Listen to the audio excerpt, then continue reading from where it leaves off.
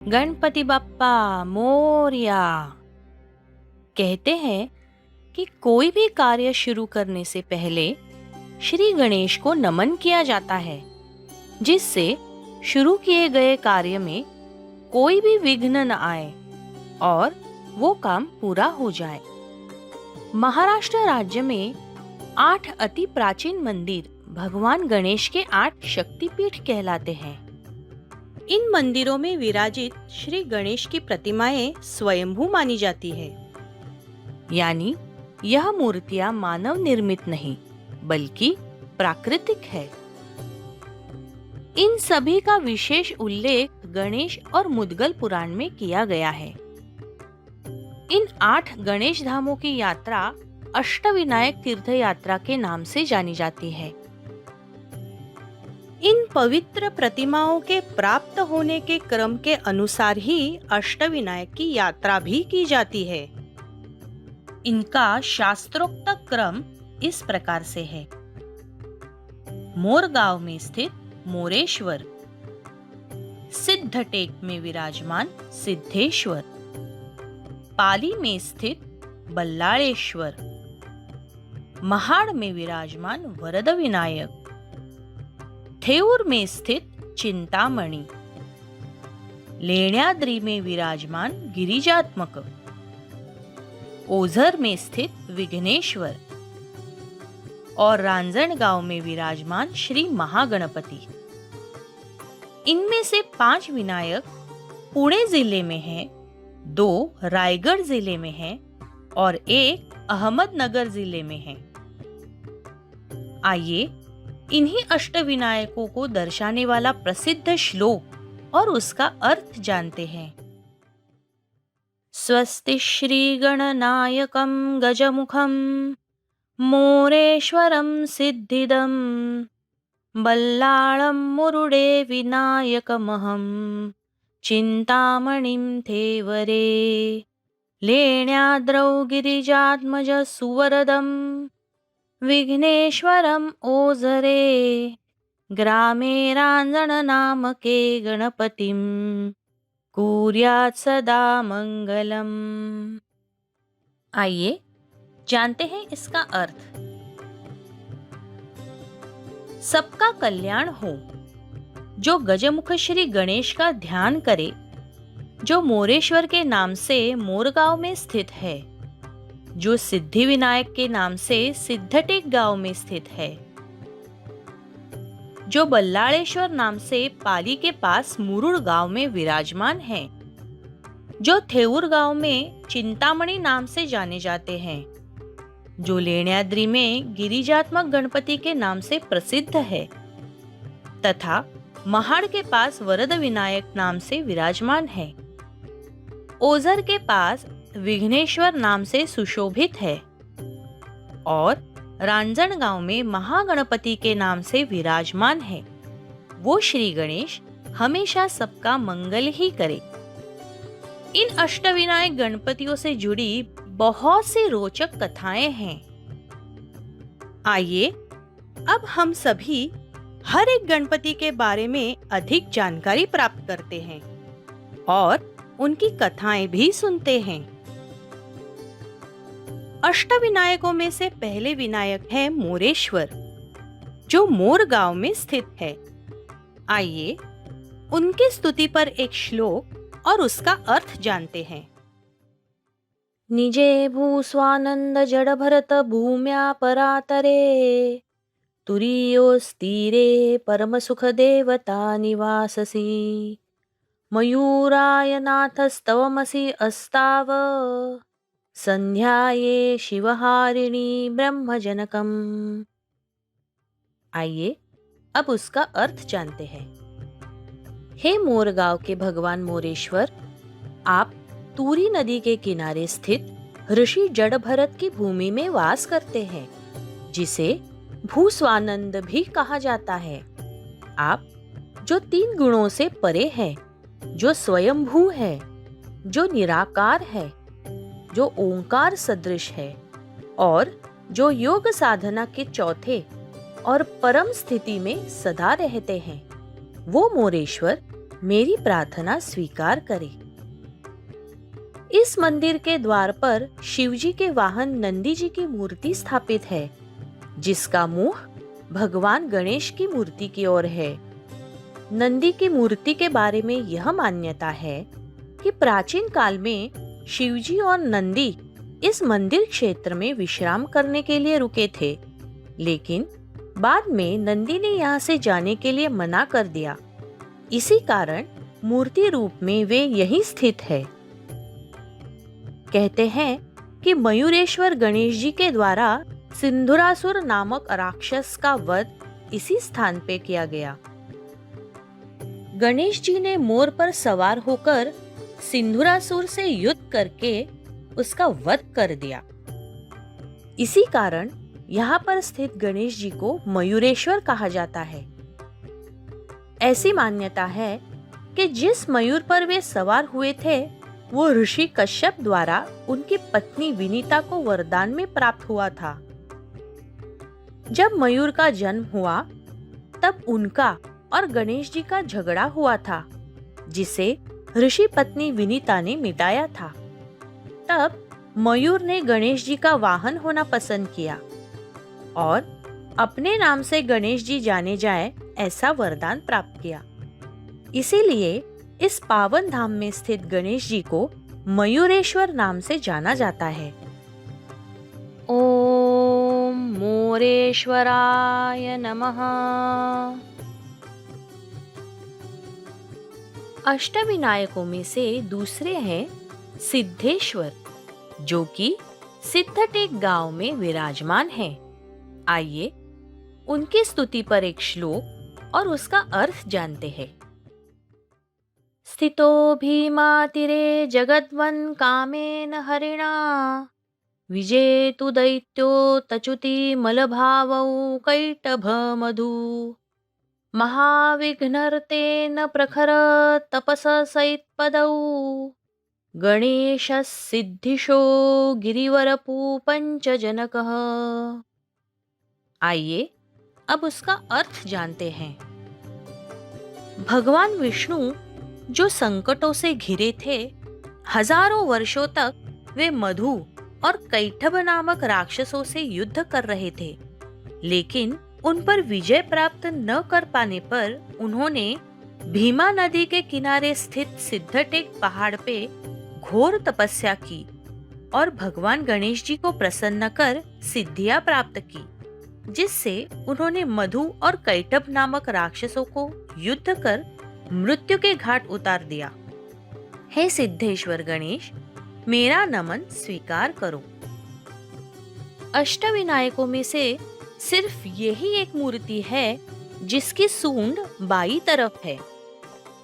भगवान विष्णु द्वारा रचित मूर्ति कालांतर में लुप्त हो गई, लेकिन बाद में एक गडरिये ने वहां गणेश जी का आकार देखा और वहां कुछ लोगों को लेकर वहीं पर पूजा करने लगा।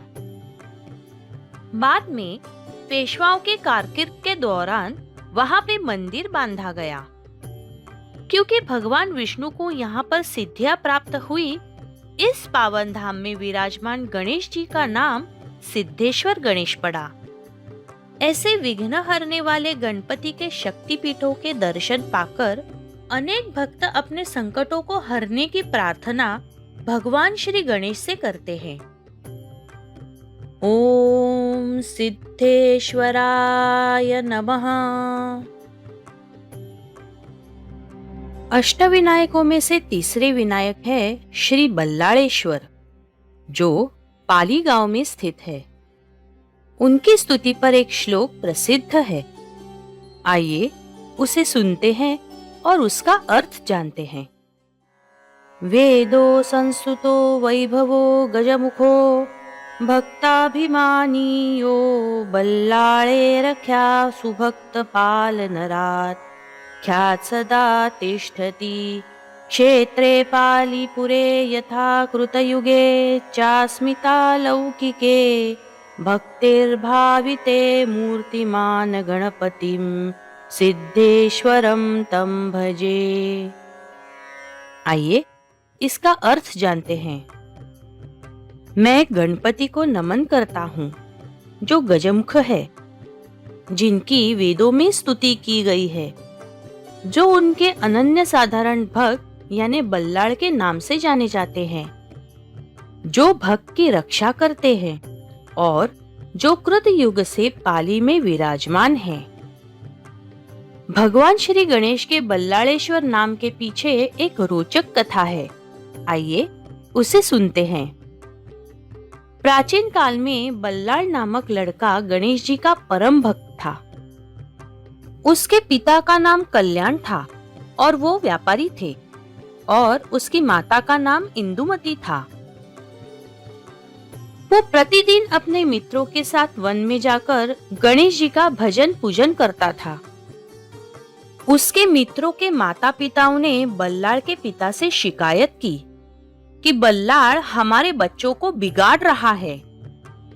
तब कल्याण सेठ जी क्रोधित हुए और वन में जहां बल्लाळ अपने मित्रों के साथ गणेश भक्ति में लीन था, वहां चले गए। बल्लाळ को भक्ति करते देख उन्हें बहुत गुस्सा आया और उन्होंने उसे एक लकड़ी से बहुत मारा। यह देखकर बाकी के बच्चे भाग गए, लेकिन बल्लाळ ने भक्ति करनी नहीं छोड़ी। उसके शरीर से रक्त बहने लगा, फिर भी वो गणेश भक्ति में पूर्णतः लीन था। फिर उसके पिता ने उसे वहीं पर एक पेड़ से बांध दिया और वो वहां से चले गए। बल्लाळ उस अवस्था में भी भगवान गणेश का ही नाम ले रहा था। अपने परम भक्त की पुकार को भगवान अनसुना कैसे कर सकते थे? भगवान गणेश वहां तुरंत ब्राह्मण वेश में प्रकट हुए। उन्होंने बल्लाळ को न सिर्फ मुक्त किया, किंतु उसका स्वास्थ्य भी ठीक किया, जिससे वह पहले जैसा तंदुरुस्त हो गया। भगवान श्री गणेश ने बल्लाळ से कहा कि तुम्हें जिसने भी इतना कष्ट दिया है, उसे केवल इस जन्म में नहीं बल्कि अगले जन्म में भी अपार दुख सहना पड़ेगा। मैं तुम्हारी भक्ति से बहुत प्रसन्न हूँ। तुम मेरी भक्ति के प्रचारक, श्रेष्ठ आचार्य और दीर्घायुषी बनोगे। मैं तुम्हें वरदान देता हूँ, मांगो, तुम्हें क्या चाहिए? तब बल्लाळ ने कहा, आप इसी भूमि में वास करें और सभी भक्तों की मनोकामनाएं पूर्ण करें, और ये भूमि गणेश क्षेत्र के नाम से प्रख्यात हो जाए। तब भगवान श्री गणेश जी बोले, तुम्हारी इच्छानुसार मैं यहाँ बल्लाळेश्वर विनायक के नाम से वास्तव्य करूंगा। भाद्रपद शुद्ध चतुर्थी के दिन जो भी भक्त यहाँ मेरे दर्शन करने आएगा, उसकी सारी मनोकामनाएं पूर्ण होंगी। ऐसा वरदान देकर गणेश जी पास की ही एक शिला में लुप्त हो गए। वही शिला आज बल्लाळेश्वर नाम से प्रसिद्ध है। क्योंकि भगवान गणेश ने बल्लाळ को ब्राह्मण के रूप में अपना दर्शन दिया, पाली में स्थित विनायक की मूर्ति को ब्राह्मण के रूप में सजाया जाता है। ओम बल्लाळेश्वराय नमः। अष्टविनायकों में से चौथे विनायक का नाम वरद विनायक है। उनकी स्तुति पर एक मधुर श्लोक लिखा गया है। आइए उसे सुनकर उसका अर्थ जानते हैं। भक्ताभिमानी गणराज एकम क्षेत्रे महाडाख्ये वरदं प्रसन्नम या तिष्ठति श्री वरदो गणेशम विनायकस्तं प्रणमामि भक्तम। आइए अब इसका अर्थ जानते हैं। मैं भगवान श्री गणराज को नमन करता हूँ, जो गणों का नेतृत्व करते हैं, जिन्हें अपने भक्तों पर अभिमान है, जो महड़ में विराजमान है और जिनके दर्शन करने से मन और चित्त प्रसन्न हो जाता है। श्री वरद विनायक गणपति से जुड़ी एक छोटी सी कहानी प्रचलित है। आइए उसे सुनते हैं। कहा जाता है कि गृत्समद ऋषि ने यहाँ पर गणेश जी की घोर तपस्या की थी। गणेश जी ने प्रसन्न होकर उन्हें त्रिलोक विजयी संतान के पिता होने का आशीर्वाद दिया और उन्हें और एक वर मांगने के लिए कहा। तब ऋषि गृत्समद ने गणेश जी से कहा कि आप स्वयं यहाँ विराजमान हो और अपने भक्तों की मनोकामनाएं पूर्ण करें। इसके बाद ऋषि ने भद्रका नामक प्रसिद्ध स्थान पर एक मंदिर का निर्माण किया और श्री गणेश वहां वरद विनायक नाम से प्रतिष्ठित हुए। इस मंदिर में मूषिका, नवग्रह देवता और शिवलिंग की मूर्तियां भी हैं। हर साल हजारों श्रद्धालु वरद विनायक मंदिर में प्रभु के दर्शन के लिए जाते हैं और यहाँ अपनी मनोकामनाएं व्यक्त करते हैं, जिसे प्रभु श्री वरद विनायक पूर्ण करते हैं। ओम श्री वरद विनायकाय नमः। अष्टविनायकों में से पांचवें विनायक है चिंतामणि, जो पुणे जिले के थेऊर गांव में विराजमान है। उनकी स्तुति पर एक श्लोक लिखा गया है, आइए उसे सुनते हैं। ब्रह्मा सृष्ट्यादिसक्त स्थिर रहितं पीडितो विघ्नासन्ने आक्रांतो भूतिराख्य कृति गणराज सजीवित त्यक्तुमिच्छिना स्वात्मनं सर्वव्यक्त गणपति मामलं सत्य चिंतामणियं मुक्त स्थापयन्त स्थिरमति सुखदं स्थवरे धुदीमिदे। आइए इसका अर्थ जानते हैं। ब्रह्मदेव द्वारा रचित इस अस्थिर सृष्टि में जो भी संकटों से पीड़ित है और उनसे मुक्ति पाकर जिसे भी खुशियां प्राप्त करनी है, उसे स्थवर यानी थेऊर गांव में स्थित चिंतामणि की पूजा करनी चाहिए, ताकि वो संकटों से मुक्त होकर सुख और समृद्धि पा सके। चिंतामणि विनायक से जुड़ी एक सुंदर कथा है, आइए सुनते हैं। प्राचीन काल में अभिजित नामक राजा संतानहीन थे। पुत्र प्राप्ति के लिए उन्होंने ऋषि वैशंपायन के मार्गदर्शन अनुसार घोर तपस्या करके पुत्र रत्न प्राप्त किया, जो राजा गणराज के नाम से प्रख्यात हुआ। एक दिन राजा गणराज कपिल ऋषि से मिलने उनके आश्रम गए। तब कपिल ऋषि ने अपने चिंतामणि रत्न की मदद से राजा का आदर सत्कार करते हुए उन्हें उत्कृष्ट भोजन करवाया। राजा ने अपने भव्य सत्कार से प्रसन्न होकर जब ऋषि से पूछा कि उनके आश्रम में ये सब कैसे संभव हुआ, तब ऋषि ने राजा को वो चिंतामणि रत्न दिखाया। उस चमत्कारिक रत्न को देखकर राजा प्रभावित हुआ और ऋषि कपिल से उस मणि की मांग करने लगा।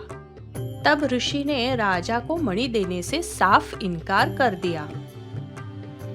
मांगने से मणि न मिलने पर राजा को बहुत क्रोध आया और वो कपिल ऋषि से मणि छीनकर चला गया। माँ दुर्गा ने प्रकट होकर कपिल ऋषि को भगवान श्री गणेश से मदद मांगने की सलाह दी, जिसके अनुसार कपिल ऋषि ने भगवान श्री गणेश की भक्ति कर उन्हें प्रसन्न कर लिया और उनसे चिंतामणि रत्न को वापस लाने की विनती की। तब राजा गणराज को युद्ध में हराकर श्री गणेश ने वो मणि जीत लिया और वो कपिल ऋषि को वापस करने गए। लेकिन तब तक कपिल ऋषि उस रत्न पर अनासक्त हुए थे और इसी कारण कपिल ऋषि ने वो रत्न श्री गणेश को अर्पण किया और उनके गले में हार के रूप में पहना दिया। ये सब घटनाएं कदम्ब पेड़ के नीचे घटित हुई थी, इसलिए थेऊर को कदम्ब नगर भी कहा जाता है और यहाँ स्थित गणेश जी को चिंतामणि विनायक के नाम से जाना जाता है। एक और कथानुसार एक बार ब्रह्मदेव चिंतित हो गए थे, जिसके कारण उनका मन बहुत विचलित था। तब उन्होंने थेऊर में गणेश जी की पूजा अर्चना की और उन्हें प्रसन्न किया। फिर गणेश जी ने प्रकट होकर उनकी सारी चिंताएं दूर की थी। इसलिए यहाँ पे स्थित श्री गणेश जी चिंतामणि विनायक के नाम से प्रसिद्ध हुए। ओम चिंतामणये नमः। 8 विनायकों में से छठे विनायक है गिरिजात्मज, जो लेण्याद्रि पर्वत पर स्थित है। इस पर्वत पर स्थित 18 गुफाओं में से 8वें गुफा में ये मंदिर बांधा गया है। आइए उनकी स्तुति पर एक श्लोक सुनते हैं और उसका अर्थ जानते हैं। माया सा भुवनेश्वरी शिवस्ति देहाश्रिता सुंदरी विघ्नेशं सुतमप्तुकं संहिता कुर्वे तपो दुष्करम् तख्यभूत प्रकट प्रसन्न वरदो तिष्ठतयं स्थापितं वन्दे गिरिजात्मजं परमजं तं लेखन्द्री स्थितम्। आइए इसका अर्थ जानते हैं। वो जो जगत जननी है, जो शिवजी की अर्धांगिनी है और जो भुवन सुंदरी है, ऐसे माता गिरिजा ने वर्षों तक तपस्या करके श्री गणेश को अपने पुत्र रूप में पाया था। ऐसे गिरिजात्मज श्री गणेश इस लेखंद्री यानी लेण्याद्रि पर्वत पे स्थित है। इस मंदिर से जुड़ी एक कहानी भी है, आइए सुनते हैं। कहा जाता है कि माता पार्वती ने बहुत वर्षों तक यहाँ तपस्या की थी ताकि वो श्री गणेश को पुत्र रूप में पा सके। वर्षों की तपस्या से प्रसन्न होकर गणेश जी ने उन्हें वचन दिया कि वे उनके पुत्र के रूप में जन्म लेंगे। भाद्रपद महीने के चौथे दिन यानी चतुर्थी को माता पार्वती ने अपने मैल से एक प्रतिमा बनाई जिसमें श्री गणेश ने प्रवेश किया और वो मूर्ति एक जीते जागते बच्चे में परिवर्तित हुई जिसके 3 नेत्र और 6 भुजाएं थी। ऐसा कहा जाता है कि गिरिजात्मज विनायक लेण्याद्रि में 15 साल तक रहे थे और मूर्ति रूप में अभी भी अपने भक्तों की मनोकामनाएं पूर्ण कर रहे हैं। ओम गिरिजात्मजाय नमः।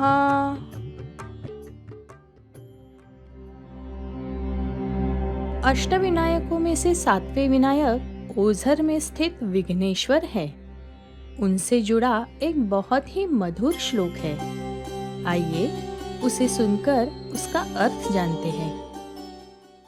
भक्तानुग्रहे गजमुखो विघ्नेश्वरो ब्रह्मापं नान्यमूर्तिधरोऽपि नैज महिमा अखंड सदात्मा प्रभु स्वेच्छा विघ्नहर सदा सुखकर सिधा कल्लो स्वये पुं क्षेत्रे चोझर के नमोस्तु सततं तमसे परब्रह्मणे। आइए इसका अर्थ जानते हैं। मेरा मन और चित्त सदा उन्हीं का नाम ले जो गजमुख है, दयालु है और सभी विघ्नों को दूर करने वाले हैं, जिन्होंने विघ्नासुर को पराजित किया था और जो स्वयं परब्रह्म है, जिनकी महिमा अनेक रूपों में भी अचल है, जो कला के स्वामी हैं और जो ओझर में रहकर अपने भक्तों को सुख और समृद्धि प्रदान कर रहे हैं। 18वीं सदी में पुर्तगाली सेना से वसई किला जीतने के बाद पेशवा बाजीराव के छोटे भाई चिमाजी अप्पा ने इस मंदिर पर सोने का कलश चढ़वाया था। ये मंदिर चारों ओर से एक पत्थर से बनी दीवार से घिरा है। उस दीवार के पास खड़े भक्तों को शिवनेरी किले का और लेण्याद्रि के गिरिजात्मज मंदिर का दर्शन मिलता है। इस मंदिर से जुड़ी एक कथा है जो मुद्गल पुराण में लिखी गई है, आइए उसे सुनते हैं। भगवान इंद्र ने राजा अभिनंदन द्वारा आयोजित यज्ञ का नाश करने के लिए विघ्नासुर नामक एक राक्षस को उत्पन्न किया था। लेकिन यज्ञ का नाश करने के बाद वो राक्षस रुका ही नहीं। वो पृथ्वी पर होने वाले सारे यज्ञों का नाश करने लगा और प्राण हानि भी करने लगा। तब सब पीड़ित जनों ने और ऋषियों ने मिलकर भगवान श्री गणेश की प्रार्थना की और विघ्नासुर को रोकने की विनती की। तब श्री गणेश ने उनकी ये प्रार्थना स्वीकार की और विघ्नासुर से युद्ध करके उसे पराजित किया। पराजित असुर श्री गणेश के शरण में आया और उनसे मुक्त करने की याचना करने लगा। तब श्री गणेश ने उससे कहा, मैं एक शर्त पर तुम्हें जाने दूंगा कि तुम कभी भी उस जगह नहीं जाओगे जहां मेरी पूजा की जाती हो। विघ्नासुर ने श्री गणेश का कहना माना और उनसे एक विनती की कि मेरा नाम आपके नाम से पहले लिया जाए। भगवान श्री गणेश ने उसकी ये विनती स्वीकार की और इसीलिए श्री गणेश का नाम विघ्नेश्वर पड़ा। क्योंकि ये सब ओझर में हुआ, यहाँ पर विराजमान गणपति विघ्नेश्वर विनायक के नाम से प्रसिद्ध हुए। ऐसी मान्यता है कि जो भी यहाँ सच्चे मन से प्रार्थना करता है, उसके सारे विघ्न दूर हो जाते हैं। ओम विघ्नेश्वराय नमः। अष्टविनायकों में से सबसे आखिरी विनायक है श्री महागणपति, जो रांजणगांव में विराजमान है। आइए उनकी स्तुति पर एक श्लोक सुनते हैं और उसका अर्थ जानते हैं। श्री शंभो वरप्रदे सुतपसनाम्ना सहस्रस्वकं दत्त्वा श्री विजयपदं शिवकर तस्मै प्रसन्न प्रभूतेन स्थापित एव सद्गुणवपु गणपतिं क्षेत्रे सदा तिष्ठति तं वन्दे मणिपूरके गणपतिं देवं महंत मुद्रा। आइए इसका अर्थ जानते हैं। रांजणगांव में स्थित महागणपति को मैं नमन करता हूँ, जिन्होंने शिव शंकर को वर्षों की तपस्या से प्रसन्न होकर वरदान दिया था, जिनका होना अत्यंत सुखदायी है और जो सद्गुणों से परिपूर्ण होते हुए उनकी महानता का साक्षात उदाहरण है। ऐसे महागणपति को मेरा शतशः प्रणाम। इसी महागणपति से जुड़ी एक कथा प्रसिद्ध है, आइए सुनते हैं। कहा जाता है कि एक बार भगवान शिव त्रिपुरासुर से घनघोर युद्ध कर रहे थे। अनेक वर्षों तक वो युद्ध चलता रहा, लेकिन उन्हें विजय प्राप्त नहीं हो रही थी। फिर उन्हें अचानक ज्ञात हुआ कि उन्होंने युद्ध से पहले श्री गणेश की पूजा नहीं की थी। इसीलिए उन्होंने श्री गणेश के षडाक्षर मंत्र का जाप करना शुरू किया। श्री गणेश ने स्वयं प्रकट होकर उन्हें युद्ध जीतने का योग्य मार्गदर्शन किया, जिससे शिवजी ने त्रिपुरासुर को युद्ध में परास्त किया। युद्ध के बाद शिवजी ने जहाँ गणेश जी प्रकट हुए थे, वहाँ एक मंदिर का निर्माण किया। ये वही मंदिर है जो आज रांजणगांव में श्री महागणपति के नाम से प्रसिद्ध है। ओम श्री महागणपतये नमः। अष्टविनायक की इस यात्रा में इस 8वें विनायक के दर्शन के पश्चात फिर से पहले गणपति यानी मोरगांव में मोरेश्वर के मंदिर जाकर दर्शन लेना होता है। तभी अष्टविनायक की यात्रा पूरी मानी जाती है। ये अष्टविनायक सभी भक्तों की मनोकामना पूरी करे। ओम गं गणपतये नमः। ओम अष्टविनायकाय नमः।